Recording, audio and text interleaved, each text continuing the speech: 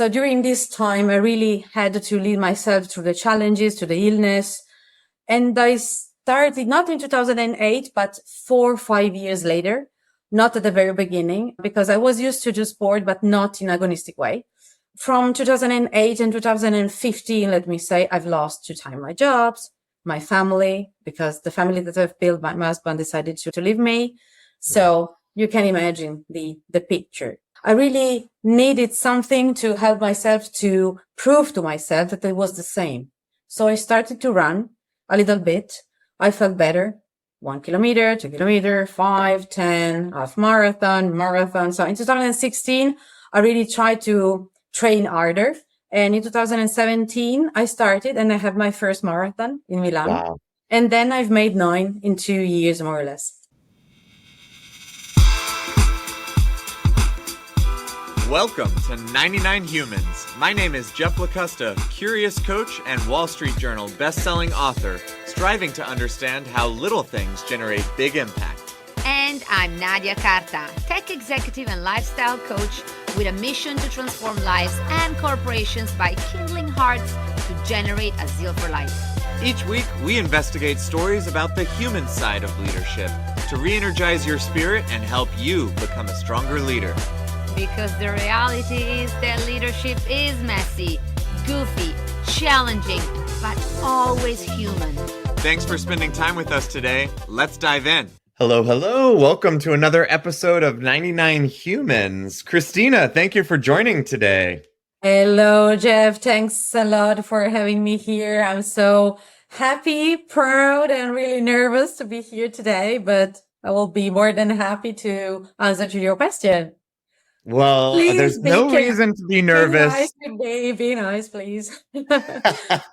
I love it. Well, I'm also nervous, and that's sort of the idea of 99 Humans is we talk to amazing folks like yourself and try and get behind some of the fancy resume bullets and just get to know the human being and some of the experiences along this is the the journey. reason why I saw so many people really, VIP person. So I thought to myself, oh my, so I have to be, I have to have the same level, so. Well, let me hype you up a little bit because Cristina, you are one of these amazing VIPs, a marathoner, triathlete, activist in corporate social responsibility, and an entire career as a marketing leader at companies like Dell, Asus, AMD. I am just so excited and honored that you'd carve out the time to be here. Where does this podcast find you today in the world? Today I'm still working for Dell. As I told you, I'm a marketing manager for Dell for job, but for passion, I'm a triathlete. I really love the sports because it really helped me a lot to, to feel better. But, I can explain you later on if easy enough this. I love it. Let's get into it. So it's interesting. You have a very high stress job and your career in marketing, while illustrious, I'm sure, comes with a lot of challenges. So what do you mean when you say triathlons help you kind of feel better? Triathlon helped me to feel better because in 2008, unfortunately, I received not a nice news because I received a diagnosis of multiple sclerosis in 2008. I was in the middle of my life, 36 years old, with a family, with a job, a career in my mind. I thought that my way was going along without any, and I received this kind of news and was crazy. I was with my mom at that time. And I told my mom, what we can do. And she said, Cristina, don't worry.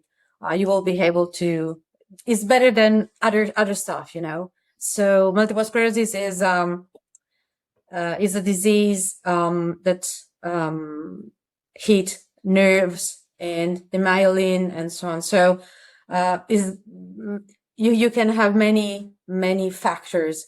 I started not to walk properly. I was not able to feel my legs in the right way. So because I've lost my sensitivity, not easy. So this was, And so, I feel like that immediate reaction of what are we going to do, and then we can do something. That is Exactly. inspiring in and of itself, to face something like that diagnosis with courage. But how did you find your way to triathlons as a Um, result of that? yeah. That those two things are maybe not the first thing that I would think of. Let me explain better. For example, when we are thinking to leadership of ourselves, we are thinking that we can have everything under our perfect control, Mhm. And when I was diagnosed by multiple sclerosis, I faced a period of fear. I didn't want to people see me in a different way or in a weak way. Was a period of full of vulnerability and uncertainty. So during this time, I really had to lead myself through the challenges, to the illness. And I started not in 2008, but 4 or 5 years later, not at the very beginning, because I was used to do sport, but not in agonistic way. From 2008 and 2015, let me say, I've lost 2 times my jobs, my family, because the family that I've built, my husband decided to leave me. So you can imagine the picture. So I really needed something to help myself, to prove to myself that it was the same. So I started to run a little bit. I felt better. 1 kilometer, 2 kilometer, 5, 10, half marathon. So in 2016, I really tried to train harder. And in 2017, I started and I have my first marathon in Milan. Wow. And then I've made 9 in 2 years, more or less. And then I thought to myself, running is nice, but it's boring at the end. I'm not, do you remember the film, Forrest Gump? I'm a little tired. I think that I will go home. Okay, yes, that sounds reasonable. Yes. I went to see some of my friends doing a triathlon race in 2018. I chose myself, nice sport. But I was also telling to myself, Cristina, but you are not able to swim. So you need to train. You need a course. You need something. Otherwise, you can start swimming. So I started the swimming training in December 2019. And in June, I was at the starting line of my first swim triathlon. Wow. Yeah, because I felt myself really feeling better because I was training 3 different sports, so different muscles. And so I learned to know even more my body in a better way, my feelings, so this helped me a lot. And in 2021, I started with my half Ironman, and in 2022, first full distance Ironman. I've done a second one in 2013. This year, I couldn't run my third full distance Ironman because I broke my vertebra. Oh my gosh. Yes, I had an accident because 2 people were not driving the right way. So sorry. they hurted me, and so I had to stop a few months, and so just this is the picture. Incredibly I summarized powerful just, story. You are an amazing woman. I'm so grateful for the chance to get to talk to you. You said something interesting, at the beginning of the diagnosis, that you went through a period of not really wanting to talk about it. And now here you are on a podcast sharing this powerful story, which I'm so grateful for. Can you share with me sort of what's changed in how you view your story? Yes. As I told you, till 3-4 years ago, I didn't want to speak with anyone. But I met Alex Zanardi in 2019-20. Alex Zanardi, maybe who is a motorsport champion. He had an accident. He became a Paralympic champion and so on. So I reached his team, and was a turning point because I really helped me to embrace our, your imperfection, all the stuff that I thought in the past years. He helped me to understand that we are unique. We don't have to hide ourselves. because maybe our example can inspire other people, so it really helped me a lot. Also to meet the other people of the team. Some people are without legs, some people are without arms, every kind of disability. But when you see these people, you're not seeing the disability, you're seeing people doing a lot of effort to reach target, to reach, to train themselves. And was so, sorry, but when I'm speaking about this moment, was so nice and full of emotion, because when I met him in person, I told him, thanks, Alex, for having me here. And he said, no, thanks to you, because you reached us. So, and he hugged me. So was full of emotion, really, really. Wow. Was because I didn't want to speak with anyone, and also in the company, because I was in the middle of my career. I thought to myself, because we are full of bias, unconscious bias, and I was told to myself, you are a woman, you are in the middle of your career, you are now you have a disability, so everything, with the checkbox, I have it. I told myself, oh my God. So it's not easy.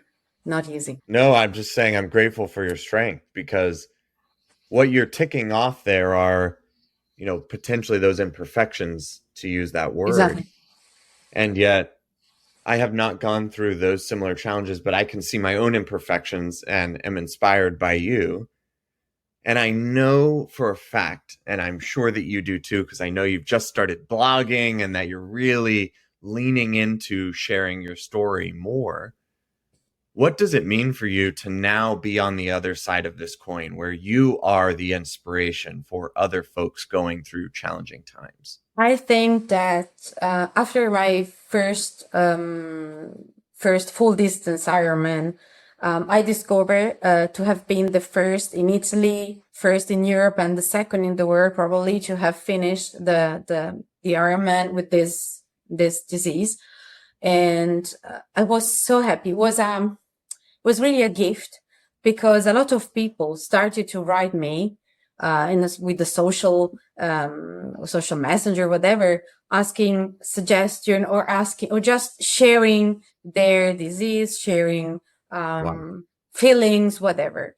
And they're really happy, because people maybe see me like a normal people. I'm not a champion or whatever. I'm a simple person that you are a champion. Oh my gosh, you are a champion.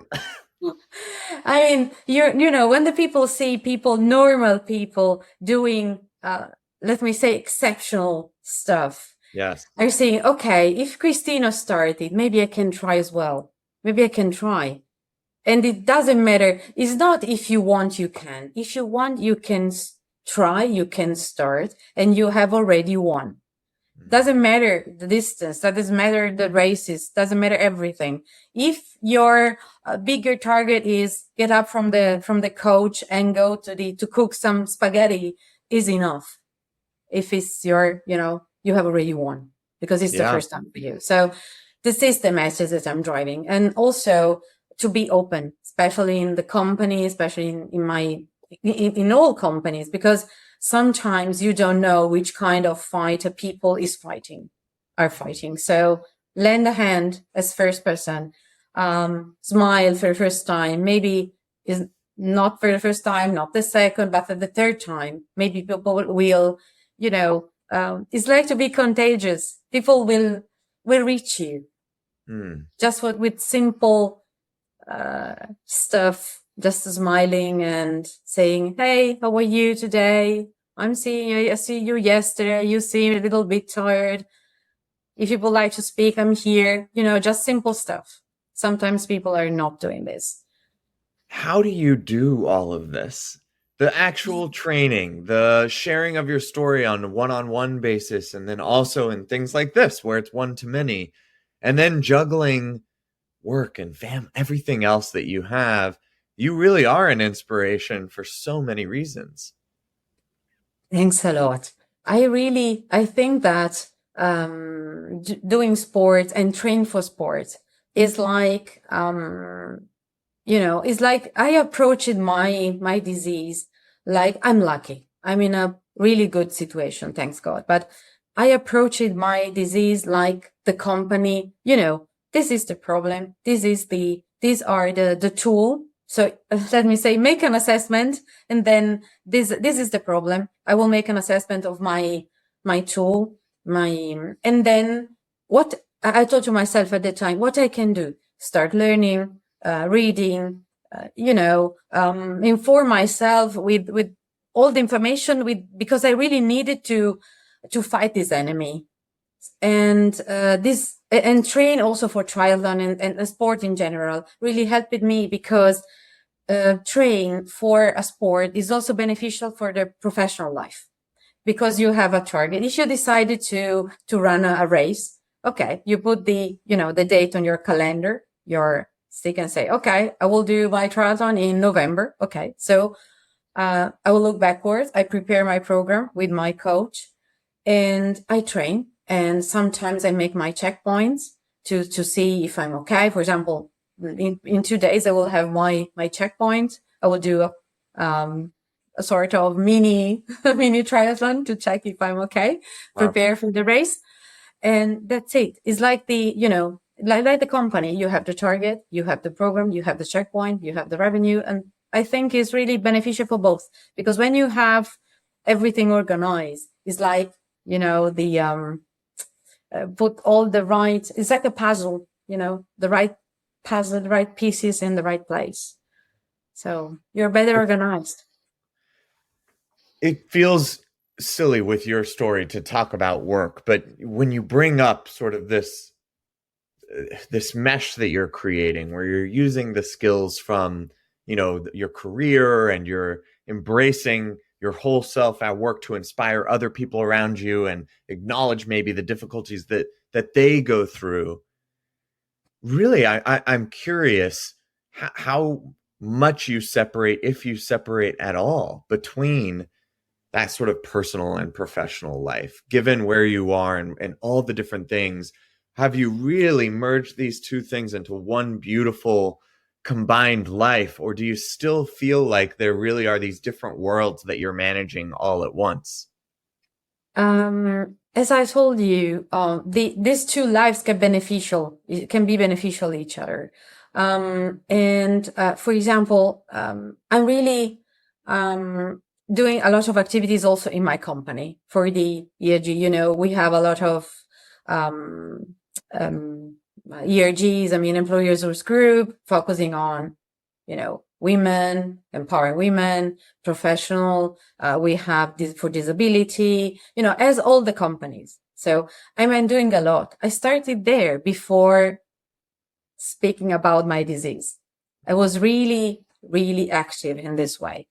And this is the way to join both life at the end, because I'm doing a lot also in my company to involve more people, to be, to share messaging on disability, on charity, on all this kind of stuff that is really make people full of, I don't know how to explain. It's really difficult, but when you are doing voluntary, for example, you think that you're doing for others, but I think that you're for yourself. You feel full of, I don't know, full of life, you are grateful.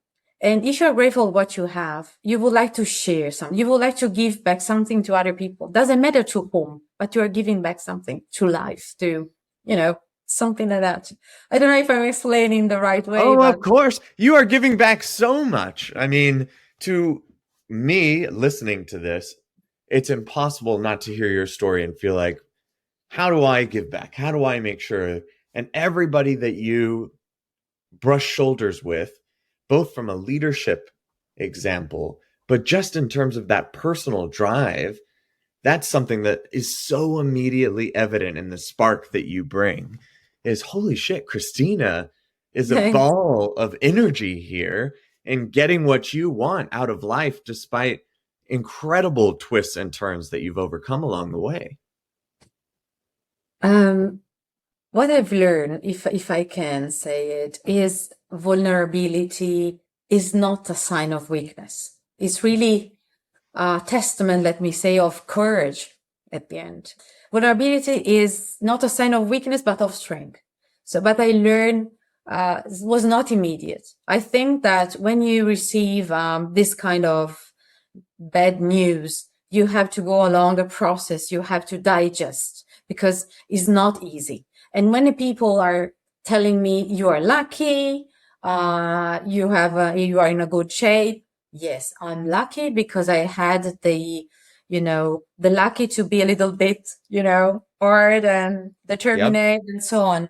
But it's an hard work.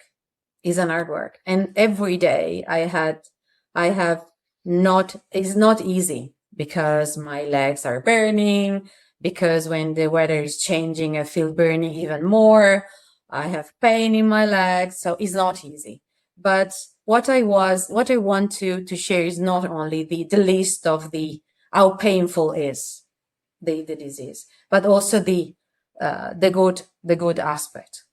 Is that I learned a lot. I learned to know myself better. I can help other people that maybe are not so, because it's not a question to be good or bad person.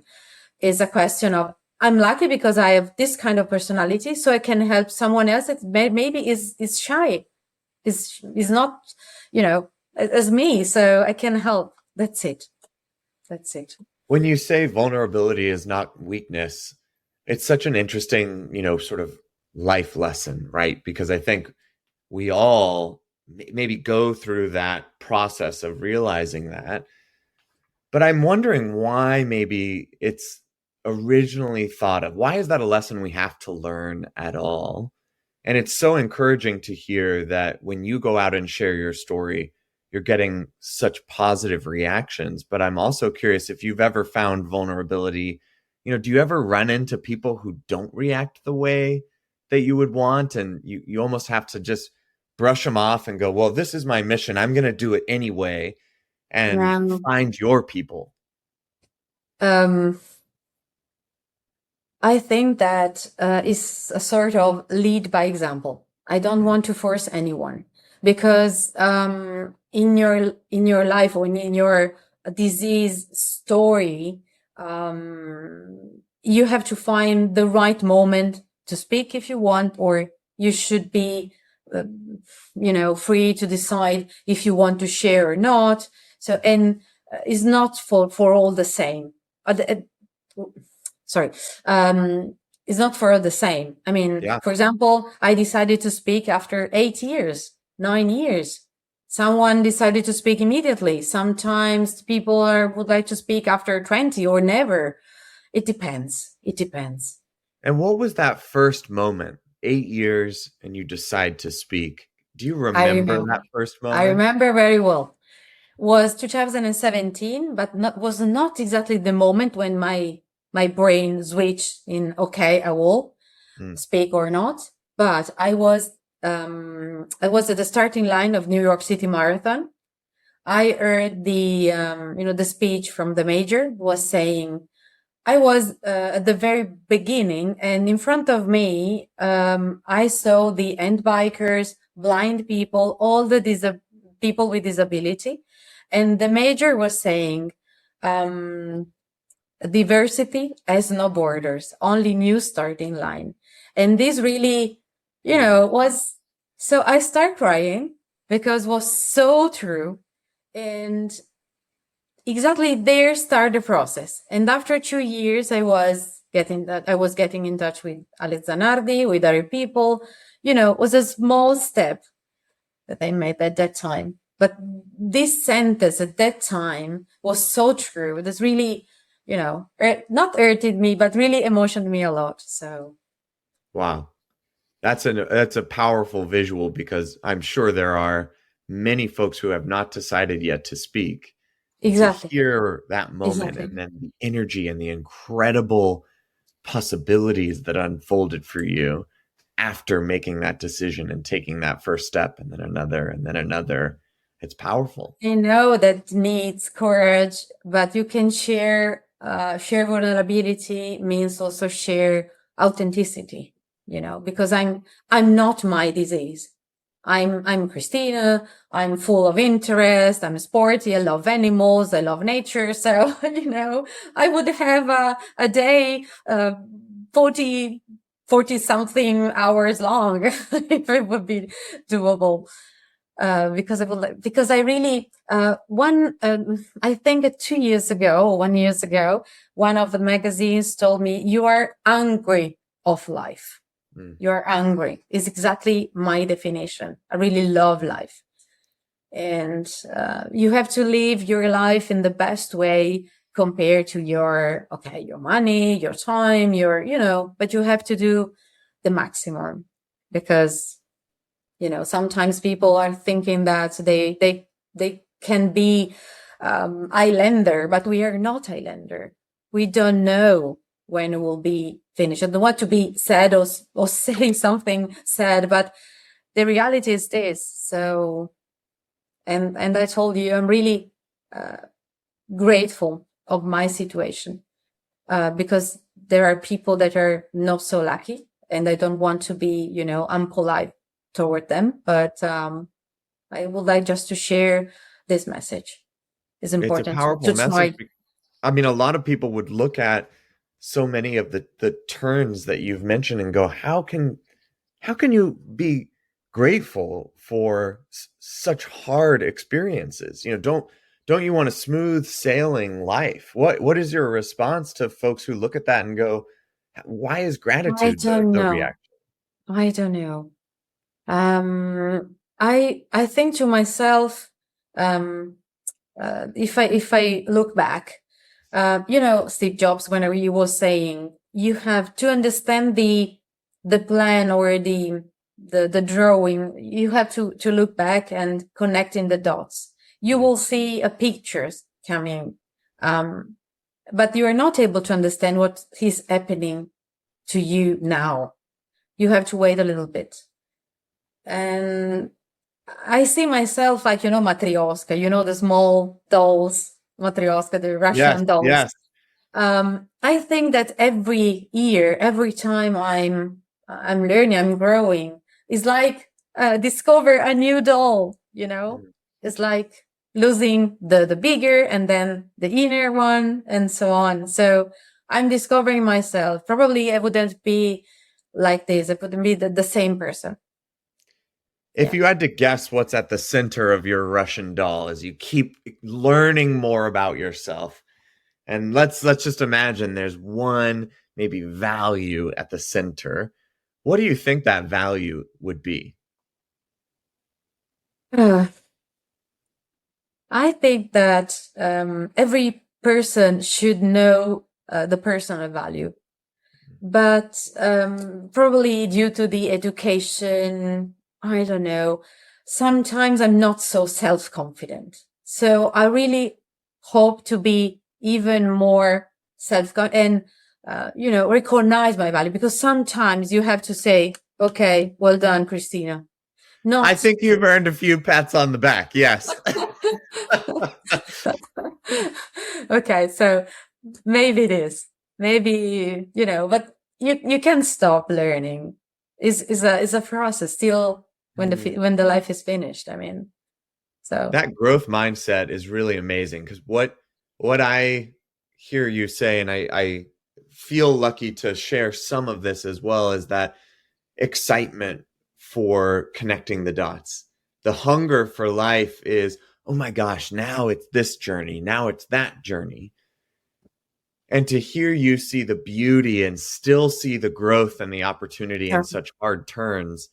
I actually just quit my job 2 days ago to be a full-time writer.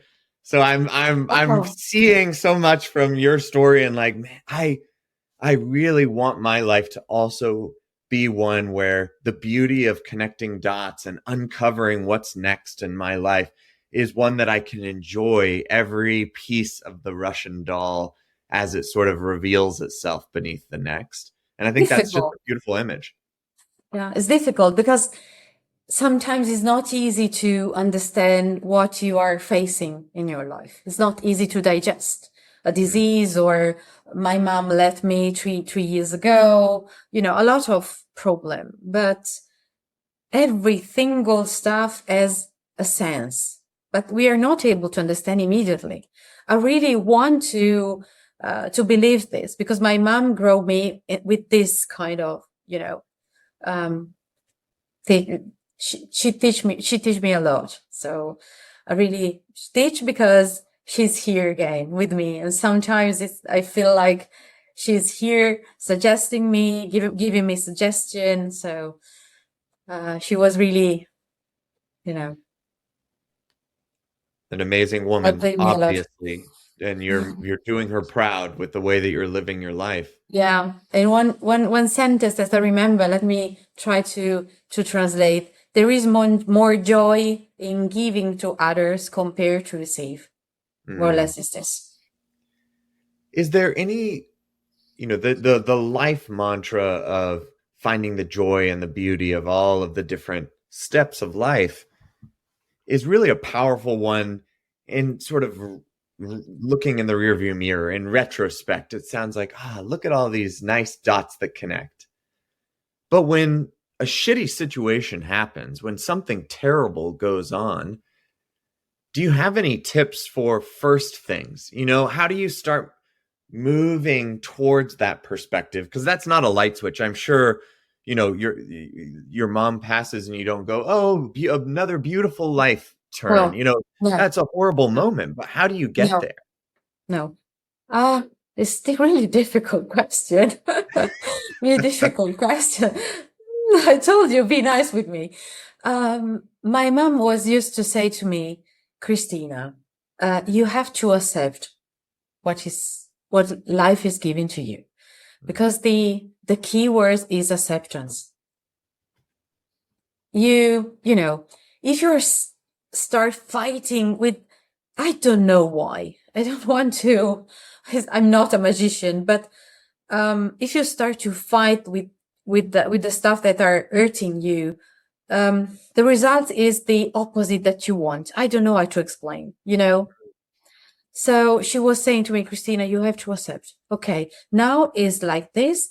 Try to do your best, 100%, even 120 something, because you cannot fight against everything. You have just to accept, stay, and accept. And step by step, you will find the way to, survive.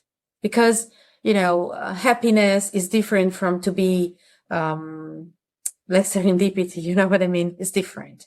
Happy is something that you reach, but have a sort of calm approach to life is because you learn that you have the tool to, to fight, to survive, to face, to solve the problem.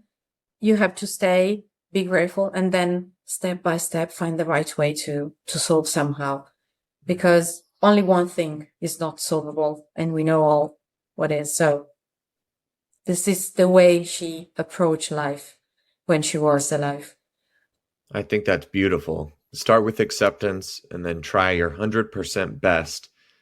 And the way you describe happiness as being this wonderful but fleeting emotion, like all emotions are, I think helps us prepare for the good times, the bad times. And I really like that of, okay, this is the way that it is. What is my absolute best now? If you can do that, you're doing everything that you can. It's not easy because I don't want to pass the wrong message that I can support everything, that I can face everything. No, it's just, as I told you, acceptance. And then I will do all of my best. It's like, okay, I have done all the possible that I can do, but I do not have any more tools. So that's it. You have to be in peace with yourself and say, okay, I've done all. And then we'll see. Well, we always end these conversations with the question of what advice do you have? And I think we've shared so many tips, but I'm curious, when you reflect on this, for our listener, what one piece of advice would you give to them? I would like to speak again about Alex Zanardi, because his story is a remarkable example of human leadership. Alex, as I told you, was a Formula One driver, lost both his leg in a racing accident. And when he waked up, he told to himself, okay, I've had a look to my body, and I told to myself, okay, something is still here. I've lost I look at what was left, not what I've lost. So this can explain you a lot. So what I can do with what is still here, Such a beautiful story. Cristina, how can we help support, amplify? I know people will want to connect with you, read your blog. Where can folks find you? I have the LinkedIn profile, or I have the Instagram one. I'm not so social, as I told you, because till 3-4 years ago, I didn't want to speak have a lot of, I was not so used to speaking with the public at all. I don't want, when my boss told to me, Cristina, you have to speak about, no, please. I don't want it. No, please. I didn't want to.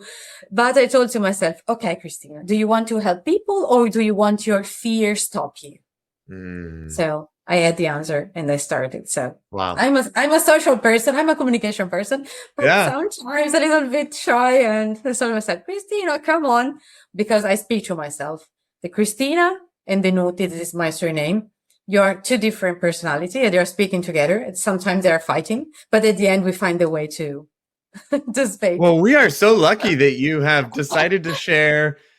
Yes. Made the courageous decision to share. I mean, yes, of course, the story, but your sense of humor and your passions and your interests and the whole amazing Cristina that you are, of which, the disease is a small part, a turning point. But thank you for sharing that, because it really is going to do a lot of good. It's done some good today, at least for one person talking with you. So just give you all the encouragement in the world to keep sharing, because it's a powerful example that we need to hear. Thanks a lot, Jeff, for giving me this chance to share this. And now I'm feeling better, because at the very beginning I was so nervous, but now it was really nice and really open and friendly. And so I really would like to thank you, and also to thank Nadia for this chance. And that's it. I will be more than happy to connect with people that would like to connect with me. Thanks a lot. Amazing. No doubt you'll have lots of people wanting to connect. Thanks.